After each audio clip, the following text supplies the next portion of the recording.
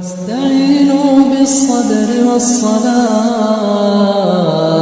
وإنها لكبيرة إلا على الخاشعين الذين يظنون أنهم ملاقو ربهم وأنهم إليه راجعون.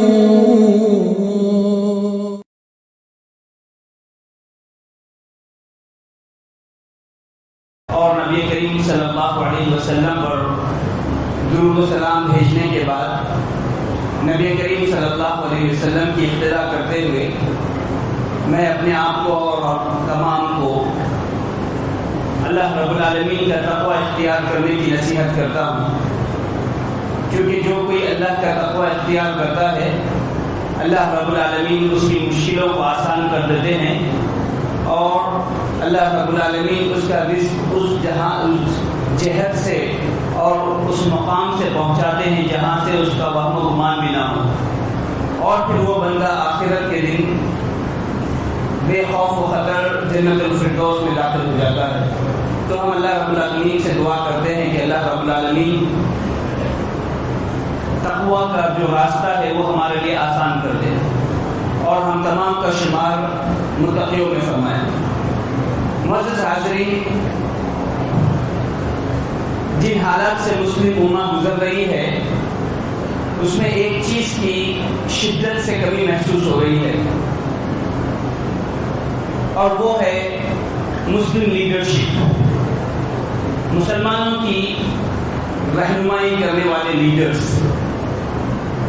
ہر جہت میں، پولیٹیکل ہو یا ریلیجیس ہو، جہاں بھی ہم لیڈرشپ کا تصور کرتے ہیں وہاں پر ہمیں ایک ایفیکٹو لیڈر کی کمی محسوس ہوتی ہے۔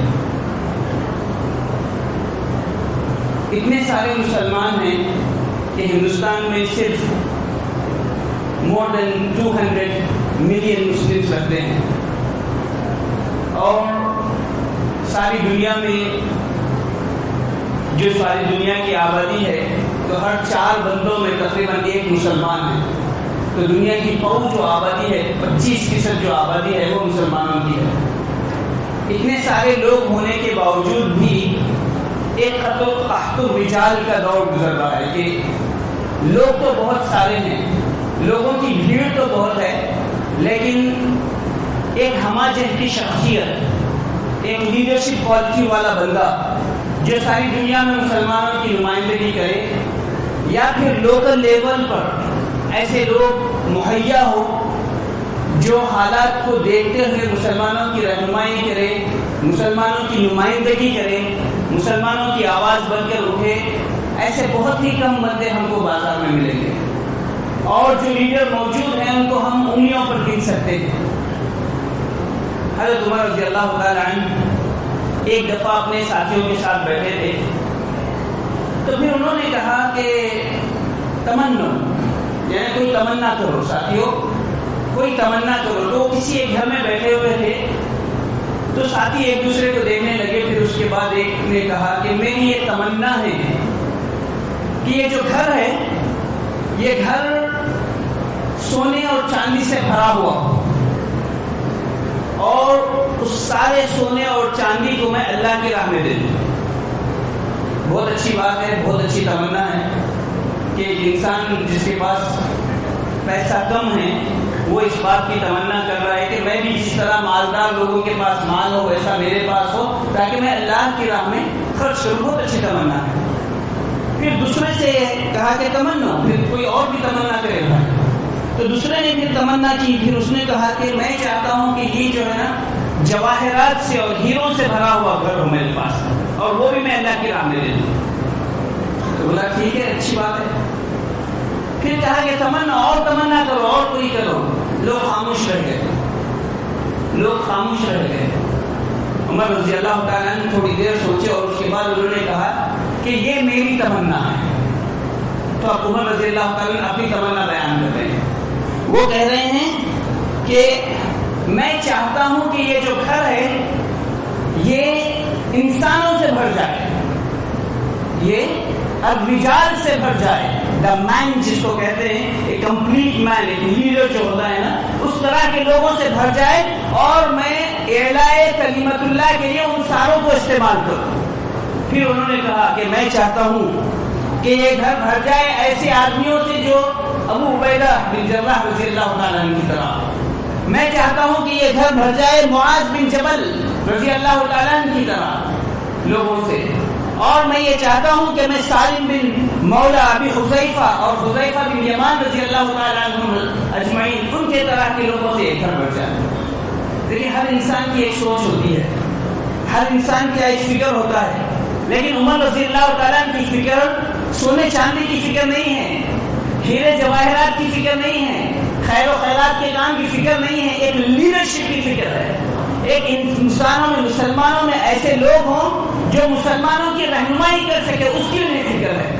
اور یقیناً اس دور میں اتنے سارے دیکھ سکو تو یہ بھی دیکھو ہر انسان ہے کتنا تنہا، کہ ہر جگہ انسان آپ کو نظر آئے گا لیکن سب تنہا ہے، سب تنہا ہے۔ کیوں تنہا ہے؟ انہیں ہولڈ کرنے والی ایک لیڈرشپ کی کمی ہے، اور یہ ہر جگہ کا معاملہ ہے۔ پچھلے دنوں میں جب یہاں پر ہندوستان میں، اپنے ملک میں جب قانون آیا تھا کہ سٹیزن شپ امینڈمنٹ بل جب آیا تھا، تو اس وقت مسلمان اپنی بے بسی اور لاچاری کو دیکھ رہے تھے کہ ان کا کوئی لیڈر ہو جو ان کی اس بارے میں رہنمائی کرے، کوئی ایسی آواز ہو جس کا روب اور دبدبا بھی ہو، اثر بھی ہو، اور سارے کے سارے اس کے پیچھے آ جائے۔ آپ لوگ رجال انسان نہیں ہے، لیکن ہر جگہ انسان ہے، ہر جگہ مسلمان ہے، ہر چار میں ایک آدمی مسلمان ہے لیکن لیڈر نہیں ہے۔ اور عمر رضی اللہ تعالیٰ کی تمنا ہے کہ ہمیں ایسا لیڈر مل جائے۔ نبی کریم صلی اللہ علیہ وسلم کی ایک حدیث ہے، اس کا مفہوم کچھ اس طرح ہے کہ اونٹ تو بہت ہیں، اونٹ تو سووں کی تعداد میں ہے، لیکن کوئی ایسا اونٹ نہیں ہے جس پر ہم سوار کر سکیں۔ تو مسلمانوں کی حالت بھی اسی طرح ہو گئی ہے کہ قحط الرجال، انسان ہونے کے باوجود قحط الرجال ہے۔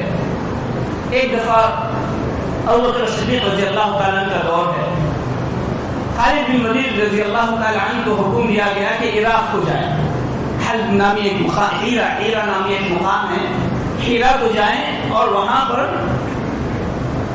مسلمانوں کا اعلاء کلمت اللہ کے لیے وہاں کے جو لوگ ہیں ان کو اسلام کی دعوت دیں، اور اگر اسلام کی دعوت قبول نہیں کرتے ہیں تو پھر انہیں کہیں کہ ظلم و جبر سب چھوڑے، مسلمانوں کے تحت آ جائیں، اگر وہ مسلمانوں کے تحت بھی نہیں آتے ہیں تو پھر ان سے جنگ کی جائے۔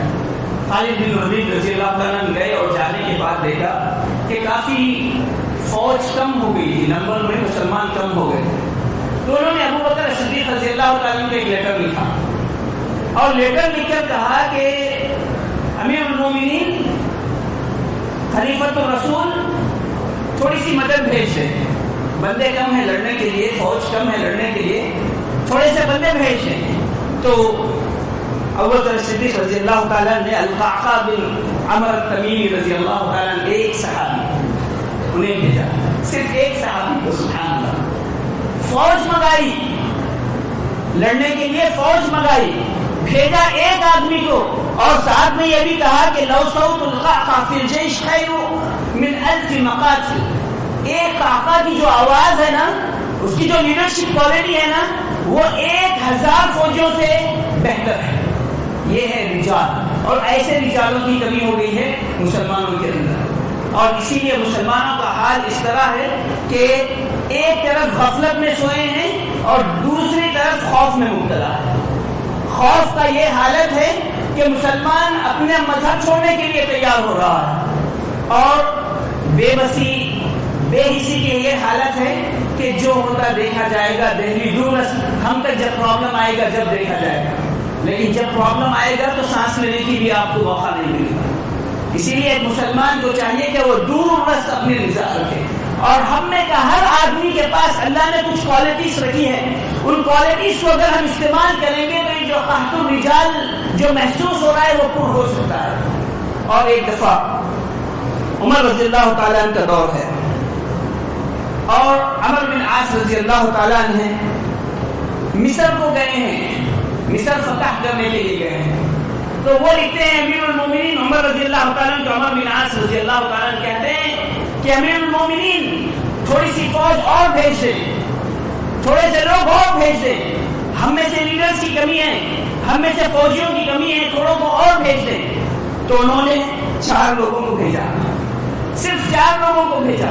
زبیر بن عوام رضی اللہ تعالیٰ عنہ، مقداد بن عمر رضی اللہ تعالیٰ عنہ، عبادہ بن صامت رضی اللہ تعالیٰ عنہ، مسلمہ بن مخدر رضی اللہ تعالیٰ عنہ، 4 کو بھیجا اور کہا کہ میں تمہیں 4000 لوگوں کو بھیج رہا. بھیجا کتنوں کو؟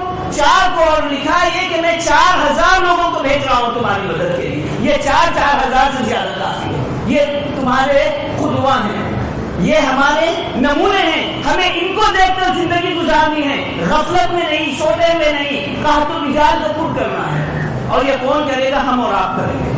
اگر ہم سیلفش بن جائیں، بزدل بن جائیں، خود غرض بن جائیں، تو یقین رکھے آج بھی آپ کو مرنا ہے، کل بھی مرنا ہے، لیکن وہ موت کتے کی موت ہوگی، وہ موت ذلت کی موت ہوگی. موت تو آنی ہے تو موت ایسی آئے کہ لوگ کہیں کہ یقیناً یہ مسلمان 1000 کے برابر تھا.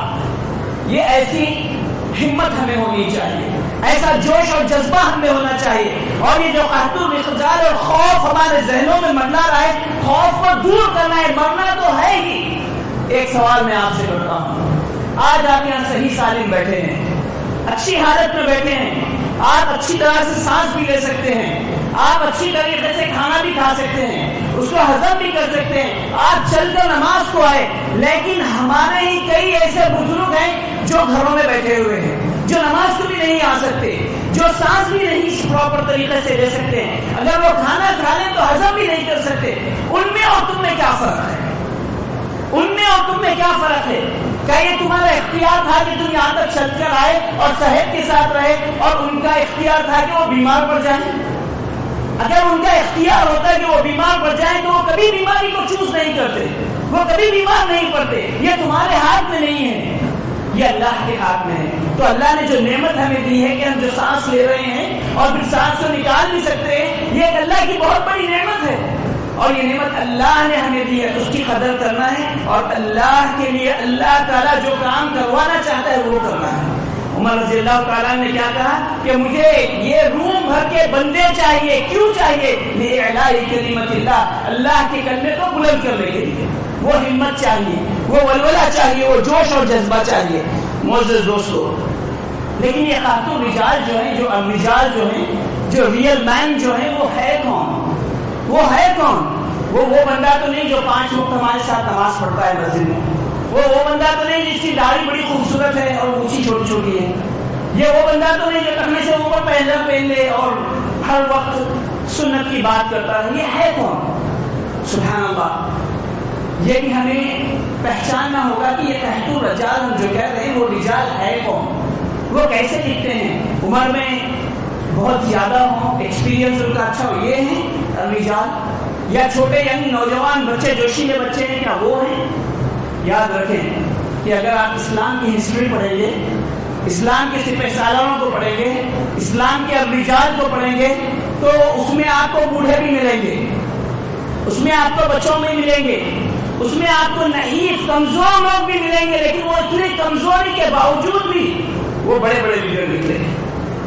تو یہ کوئی ایک پرٹیکولر پکچر نہیں ہے. دیکھیں آپ اللہ کے رسول صلی اللہ علیہ وسلم کی جب ہم سیرت پڑھتے ہیں تو آپ کو کیسے کیسے بندے ملتے ہیں. ایک دفعہ عبداللہ بن مسعود رضی اللہ تعالی عنہ نبی کریم صلی اللہ علیہ وسلم کے ساتھ جا رہے تھے. قافلہ تھا، کوئی جنگ سے واپس آ رہے تھے. مدینے کے قریب جب ہوئے تو لوگ لکڑیاں توڑنے لگے. یہ بھی لکڑیاں توڑنے لگے، یہ بھی کسی درخت پر چڑھ گئے تو کوئی لکڑی توڑ لے. جب وہ توڑ رہے تھے تو جب ہوا تیز آئی تو ان کی جو ازار تھی وہ تھوڑی سی اڑ گئی. تو لوگوں نے دیکھا کہ عبداللہ بن مسعود کے جو پیر ہیں وہ انتہائی کمزور ہیں، انتہائی کمزور ہیں، پتلے باریک سے پیر ہیں. تو لوگ پریشان ہوئے اور مذاق اڑانے لگے، ارے مسعود تمہارے پیر کو دیکھو، ابن مسعود اتنے باریک ہیں. تو اللہ کے رسول صلی اللہ علیہ وسلم نے کہا کہ ارے تم عبداللہ بن مسعود کے پیروں کا مذاق اڑاتے ہو، تمہیں پتا ہے وہ اللہ کے پاس جبل احد سے بھی وزن ہے. سبحان اللہ. یہ ہیں رجال، یہ ہیں الرجال. کیوں؟ یہ جسم سے نہیں ہوتے. اگر جسم سے ہوتے تو اللہ رب العالمین نے قرآن مجید میں منافقین کے بارے میں کہا کہ تعجبہم اجسامہم، ان کے جسم تمہیں تعجب میں ڈال دیں گے. جب منافقون کو دیکھیں گے تو وہ ہٹے کٹے لگیں گے تم کو. تو یہ ہٹے کٹا ہونا رجال نہیں ہے. رجال ایک اسمارٹ بندہ ہوتا ہے، اور رجال ایک اسمارٹ بندہ ہوتا ہے. وہ اس وقت میں وہ کام کرتا ہے جو اعلاء کلمت اللہ کے لیے اس کو ضروری ہے. وہ کوئی بھی کام ہو سکتا ہے، لیکن ویسے بندے کو ہم الرجال کہیں گے. صرف ہٹے کٹے بندے کو ہم الرجال نہیں کہتے. الرجال جو اسلام میں ہمیں بتایا گیا ہے وہ یہ ہے کہ بچہ بھی ہو سکتا ہے لیکن الرجال ہو سکتا ہے. ہم تمام کو پتا ہے عمر رضی اللہ تعالیٰ عنہ کا خوف اور دبدبا. عمر رضی اللہ تعالیٰ عنہ جب ایک راستے سے گزرتے تو اسی راستے کے دوسرے کارنر سے شیطان اپنی راہ لیتا اور بھاگ جاتا. عمر رضی اللہ تعالیٰ عنہ ایک دفعہ آئے، کچھ بچے کھیل رہے تھے. تو جیسے ہی انہوں نے عمر رضی اللہ تعالیٰ عنہ کو دیکھا، بچے بھاگنے لگے. سارے بھاگ گئے لیکن ایک لڑکا وہیں بیٹھا رہا. اور ایک لڑکا جو بیٹھا رہا عبداللہ بن زبیر وہیں رہا. تو عمر رضی اللہ تعالیٰ نے اس کو دیکھے اور بولے کہ تم کیوں نہیں بھاگے؟ سارے لڑکے ڈر کر بھاگ گئے، تم کیوں نہیں بھاگے؟ اس کی ہمت دیکھیں بچے کی. یہ ہے الرجال کی کوالٹی. خامخواہ اپنے دل میں خوف نہیں بٹھاتے. اس نے کہا اے امیر المومنین لم اختلف ذنبا لیخافک، میں نے کوئی گناہ ہی نہیں کیا کہ میں آپ سے ڈر کے بھاگوں. میں کیوں بھاگوں؟ میں نے کوئی گناہ کیا؟ اور بات ایسی بھی نہیں کہ راستہ بہت تنگ ہے، آپ کو جانے کے لیے راستہ نہیں ہے اور میں آپ کو راستہ دینے کے لیے بھاگ جاؤں، ایسی بھی بات نہیں ہے. میں نے کچھ کیا ہی نہیں. یہ جو بندے کا جواب ہے، جو بچے کا جواب ہے، یہ انتہائی اہم جواب ہے. یہ کیوں ہے؟ اس لیے کہ اس بندے میں جو کوالٹی ہے وہ الرجال والی کوالٹی ہے. کیوں الرجال والی کوالٹی ہے؟ جہاں سب لوگ خامخواہ کے ڈر گئے، بندہ وہاں ٹھہرا رہا.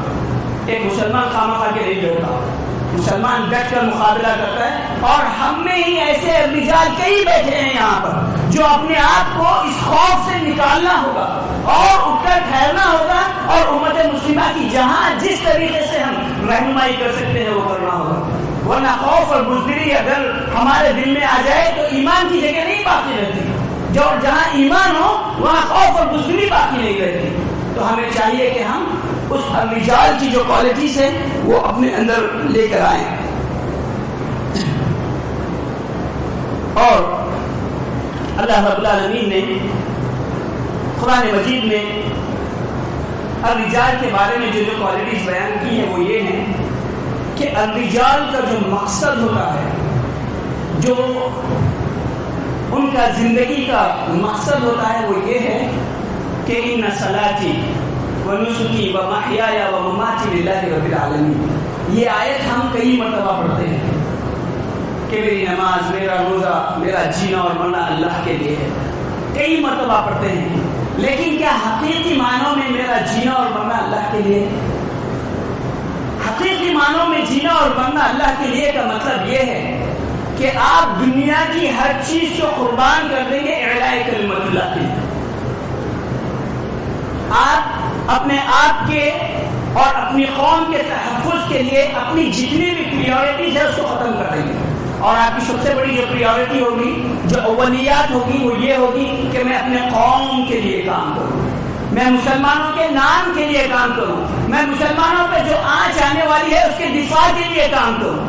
یہ ہوں گے الرجال کی کوالٹی. اور یہی معنی ہوگا اس آیت کا جو ہم نے ابھی پڑھا کہ ان صلاتی ونسکی ومحیای ومماتی للہ رب العالمین. کئی آیتوں کو ہم نے بہت محدود انداز میں سوچ کر اس کے معنی اور مفہوم کو اس محدودیت تک رکھ دیا ہے. اس سے ہمیں باہر نکلنا ہے. اور مسلمانوں کو سوچنا یہ ہے کہ ہم صحابہ رضی اللہ تعالی عنہم اجمعین جو الرجال تھے ان کی کوالٹیز کو ہم پڑھنا ہے. اور یہ اللہ کا بڑا کرم ہے کہ آپ اور میں اس قوم سے تعلق رکھتے ہیں، اس گروہ سے تعلق رکھتے ہیں جو ہر چیز میں اپنا قدوہ اللہ کے رسول اور صحابہ کو مانتا ہے. تو یہ جو الرجال کی کوالٹیز ہے نا، اس سے وہ بھی ہمیں لانی چاہیے اللہ کے رسول صلی اللہ علیہ وسلم سے اور صحابہ رضی اللہ تعالیٰ عنہ سے. اگر اگر ہم اس خطبے کو سارے کا سارا مختصر کر دیں اور چند الفاظ میں کہیں کہ الرجال کون ہیں اور کیا ہیں، آپ الرجال اس وقت ہوں گے کہ جب آپ نماز میں اللہ کے سامنے ٹھہریں اور نماز پڑھیں تو آپ یہ سوچیں کہ یہ میری آخری نماز ہے، اس کے بعد مجھے موقع ملنا ہی نہیں ہے نماز پڑھنے کا. اور جب آپ نماز پڑھ رہے ہوں اور آپ کو پتا ہو اچھی طریقے سے یہ میری آخری نماز ہے، تو اس کا جو خشوع اور خضوع ہوگا، جو اس میں آپ کا دل لگے گا، اللہ کے سامنے آپ جو ہمبل بنیں گے اور جھک جائیں گے، وہ کیفیت آپ کے پاس ہمیشہ تاری ہونی چاہیے. اگر وہ کیفیت آپ میں آتی ہے تو وہ الرجال کی کوالٹی ہے. یہ ہو گئی دین کی بات. لیکن اگر آپ گھر میں ہیں تو پھر آپ کے پاس وہی کوالٹی ہونی چاہیے. آپ کی بیوی آپ کی گواہی دے کہ میرا شوہر ہی از دا بیسٹ، میرا شوہر بیسٹ آدمی ہے. اللہ کے رسول صلی اللہ علیہ وسلم نے کہا کہ تم میں سے بہترین وہ ہے جو اپنے اہل خانہ کے ساتھ بہتر ہو. تو الرجال کی کوالٹی یہ ہے کہ تمہاری بیوی تمہاری گواہی دے کہ تم بیسٹ ہو. اور اگر تمہاری بیوی گواہی دیتی ہے، ہم میں سے جتنے ہیں یہاں پر، اگر ہماری بیویاں ایسی گواہی دیتی ہیں تو اس کا مطلب یہ ہے کہ ہم بیسٹ ہیں، ہمارے اندر الرجال کی کوالٹی ہے. اور ہمارے بچے اس بات کی گواہی دیں کہ میرا باپ رول ماڈل ہے میرے لیے، میرا باپ ایک خطوہ ہے، ایک نمونہ ہے میرے لیے. اور بچے اس طرح سے سمجھتے ہیں خیر کے کاموں میں، اور آپ کے بچے آپ کو رول ماڈل جب سمجھتے ہیں تو آپ کے اندر الرجال کی کوالٹی ہے. اسی طریقے سے آپ کے والدین اگر یہ کرتے ہیں کہ میرا بچہ بیسٹ ہے کیونکہ وہ رشتہ داریوں کو برابر سنبھالتا ہے، وہ والدین کے حقوق بھی دیتا ہے اور بیوی کے حقوق بھی دیتا ہے. والدین کے لیے بیوی پر ظلم نہیں، بیوی کے لیے والدین پر ظلم نہیں. اگر یہ کرتا ہے یہ الرجال کی کوالٹی ہے. اور اگر ہم تجارت کرتے ہیں تو ہمارا جو پارٹنر ہے وہ یہ کہے کہ میں اس الرجال کے ساتھ کام کر رہا ہوں، پڑھائی لکھائی ہو کہ نہ ہو وہ اپنی زبان پر رہے گا، وہ میرے ساتھ چیٹنگ نہیں کرے گا. اگر یہ بات آ گئی تو یہ الرجال کی کوالٹی ہے. دوستو ذرا سوچو کہ آج ہم میں سے کتنے لوگ ہیں یہ کہہ سکتے ہیں کہ یہ ساری کی ساری کوالٹیز میرے پاس ہیں، ساری کی ساری کوالٹیز میرے پاس ہیں. یہ مسجد میں جتنے لوگ ہیں، جتنے لوگ سن رہے ہیں، اس میں سے کتنے ہوں گے ہم انگلیوں پہ گن سکیں گے کہ اتنے ہی لوگ ہیں، 2-4 لوگ ہیں جو ان کے پاس یہ کوالٹیز ہیں. ایسے کیوں ہیں کہ شوہر اور بیوی دونوں ایک دوسرے سے ناراض ہیں اور یہ کہہ رہے ہیں کہ یہ میرے حق پراپر طریقے سے ادا نہیں کرتے، یہ ظلم کرتے ہیں. بچے ایسا کیوں سوچتے ہیں کہ باپ کا تصور ان کے پاس ایک ہٹلر کا تصور کیوں ہے؟ والدین ایسا کیوں سوچتے ہیں کہ میرا بچہ وہ اپنی بیوی کا غلام ہے، میری بات نہیں سنتا؟ دوستو صرف یہ اس لیے ہے کہ ہم نے صحابہ رضی اللہ تعالی عنہ جو الرجال ہیں ان کی سیرتوں سے دور ہو گئے، ان کی سیرتوں کو پڑھنے سے دور ہو گئے. اور اس کا اثر کیا ہوگا؟ جب انڈیویجول لیول پر انفرادی طور پر ایک آدمی کھوکھلا ہو جاتا ہے اور الرجال کی کوالٹیز اس کے پاس سے چلی جاتی ہیں تو آہستہ آہستہ وہ آدمی، اس کا جو اثر ہوتا ہے وہ پوری کمیونٹی میں پڑنے لگتا ہے. اور آدمی کھوکھلا ہوا اس کا مطلب یہ ہوا کہ ساری کی ساری کمیونٹی کھوکھلی ہوگی. اور یہی ہوا امت مسلمہ کے ساتھ، یہی ہوا امت مسلمہ کے ساتھ. ذرا آپ تصور کریں اللہ رب العالمین نے کیوں قرآن میں ایسے کہا کہ اللہ رب العالمین کسی قوم کی حالت کو اس وقت تک نہیں بدلتے جب تک کہ وہ اپنے آپ کی حالت کو نہ بدلتے. لیکن اس آیت کو پھر ایک بار پڑھیں اور سوچیں کہ اللہ رب العالمین نے کہا کہ ان اللہ لا یغیر ما بقوم حتی یغیر ما بانفسهم. اللہ اس قوم کی حالت کو نہیں بدلتے. اللہ کے الفاظ کو سنیں، قوم کی حالت، اے نیشن کی بات ہو رہی ہے، ہندوستانی مسلمان کی بات نہیں ہو رہی ہے، مسلمان قوم کی بات ہو رہی ہے. اس قوم کو نہیں بدلتے جب تک کہ انڈیویجول اس قوم کے حتی یغیر ما بانفسهم، حتیٰ کہ وہ جو انڈیویجولز ہیں، انفرادی لوگ ہیں، ون آفٹر انادر، وہ اپنے آپ کو چینج نہیں کرتے. دوستو ذرا سوچیں کہ جو چینج آنی ہے الرجال کا جو خانہ پر ہونا ہے وہ اس وقت ہونا ہے جب میں اپنی ذمہ داری کو پوری کروں، آپ اپنی ذمہ داری کو پوری کریں۔ اگر ہم سب کے سب یہ سوچنے لگ جائے کہ یہ میرا کام نہیں ہے کسی اور کا کام ہے، تو یقین مانے وہ زوال کی طرف جا رہے ہیں، اور یہی حال امت کا ہو رہا ہے۔ اب سوچیں کہ کس طریقے سے عرب اسپرنگ کے نام پر ایک ایک مسلمان کنٹری کو تباہ کیا گیا، ایک ایک کنٹری میں لاکھوں لوگوں کو مار دیا گیا، لاکھوں لوگوں کو مار دیا گیا۔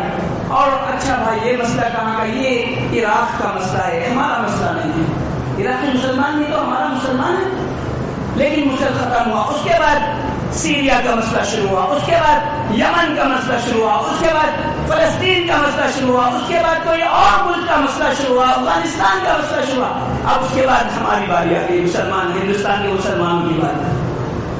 ایک ایک کنٹری ایسے کیوں جاتی؟ کیونکہ ہم نے ذمہ داری کو پوسٹ پون کر لیا، نہیں یہ کسی اور کے وہ کرے گا نہیں۔ اللہ نے کہا کہ جب تک انڈیویجول چینج نہیں ہوتے ہیں، تو اس سارے خطبے کا خلاصہ یہ ہے کہ الرجال کی جو کوالٹیز ہیں وہ ہم میں آنی ہے، اور ہم میں اس کا مطلب یہ ہے کہ ہم میں کا ہر فرد اس کا ذمہ دار ہے، ہم میں کا ہر فرد اس کا ذمہ دار ہے۔ اور جب یہ کوالٹیز آئے گی یقیناً اللہ رب العالمین اس قوم کو پھر سے عزت دے گا، پھر سے ہم نے کا ایک آدمی 1000 کے برابر ہوگا، ہم نے کا ایک آدمی 1000 کے برابر ہوگا، اور ہم عمر رضی اللہ تعالیٰ ان کی تمناؤں میں سے ایک تمنا بنیں گے۔ میں اللہ سے دعا کرتا ہوں کہ اللہ رب العالمین ہم تمام کو توفیق عطا فرمائے کہ ہم اپنے آپ کو سدھاریں اور اپنے آپ کا جائزہ لیں، اپنی غلطیوں کو سدھاریں، اور الرجال کی کوالٹیز ہم اپنے آپ میں اپنائیں۔ وآخر دعوانا الحمدللہ رب العالمین۔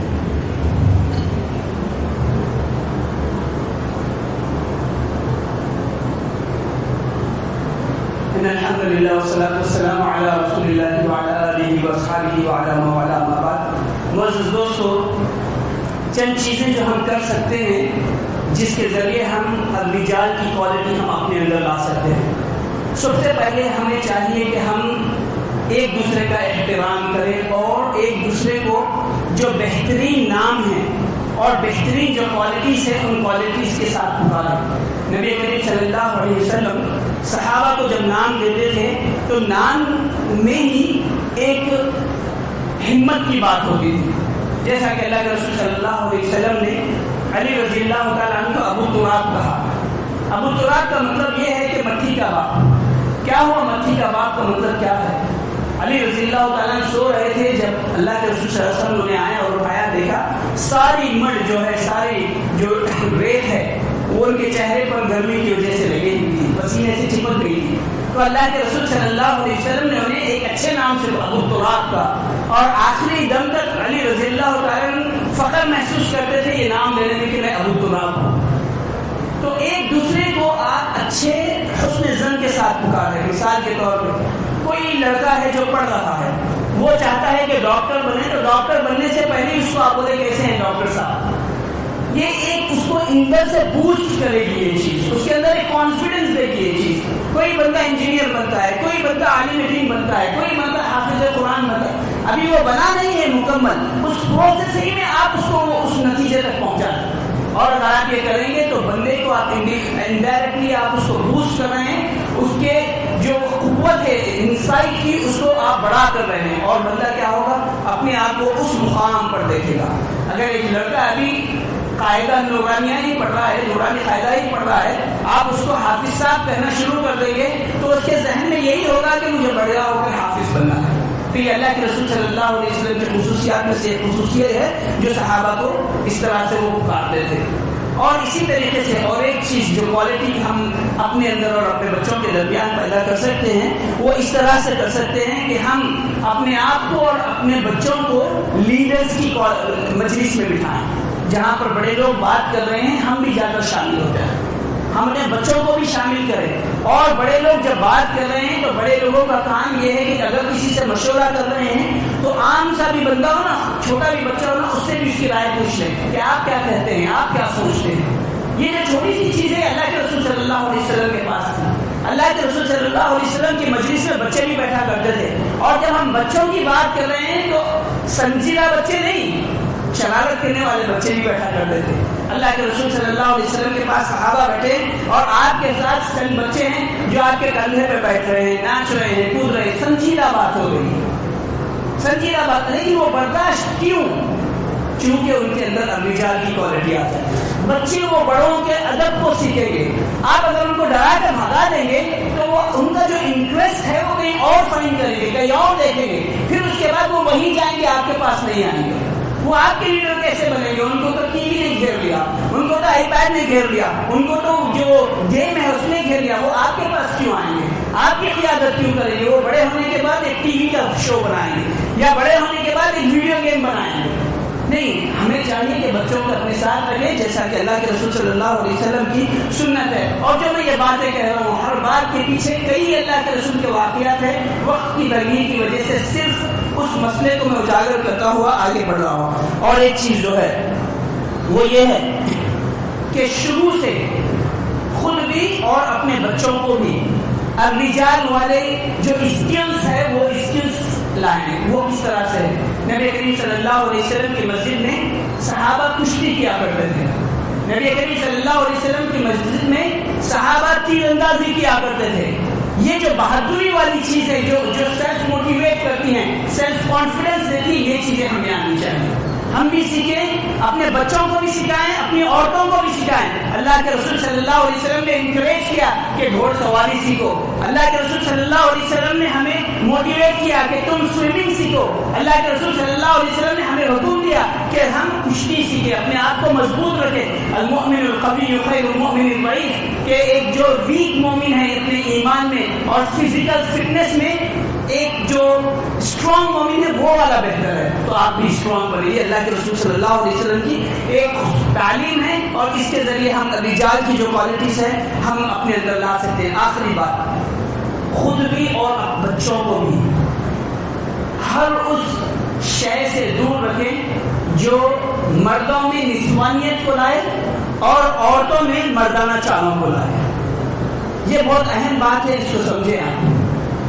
کئی لڑکے ایسے ہیں جب آپ ان سے بات کریں تو معلوم ہوتا ہے کہ ایک بچی سے بات کر رہے ہیں, اور کئی لڑکیاں ایسی ہیں جب ان سے بات کریں تو وہ ایسے ڈیرنگ بات کرتی ہے کہ اس کے اندر مردانہ کوالٹی ہے. اللہ نے مرد کو مرد بنایا اور عورت کو عورت بنایا ہے.